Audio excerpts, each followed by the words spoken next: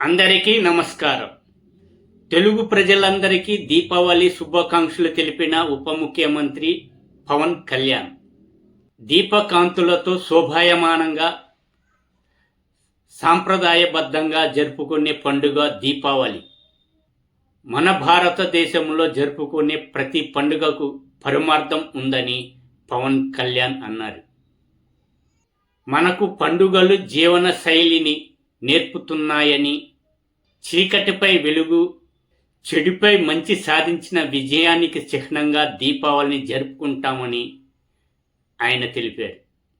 దీపావళి స్ఫూర్తితో నయా నరకాసురులను ప్రజాస్వామ్య యుద్ధంలో ప్రజలందరూ కలిసి ఓడించారని, నరకాసురులు మారీచుల్లాంటి వారు, వారితో అప్రమత్తంగా ఉండాలని పవన్ కళ్యాణ్ తెలిపారు.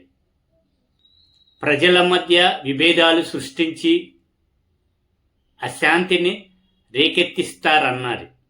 అప్రమత్తంగా ఉండి నరకాసురులకు, వారి అనుచరులకు గుణపాఠం చెప్పాలన్నారు.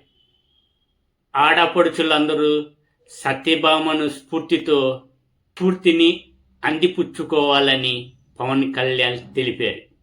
పాసులు కాల్చేటప్పుడు జాగ్రత్తలు తీసుకోవాలని, పర్యావరణ రహితంగా దీపావళిని చేసుకోవాలని ఆకాంక్షిస్తున్నానని ఉప ముఖ్యమంత్రి పవన్ కళ్యాణ్ తెలిపారు.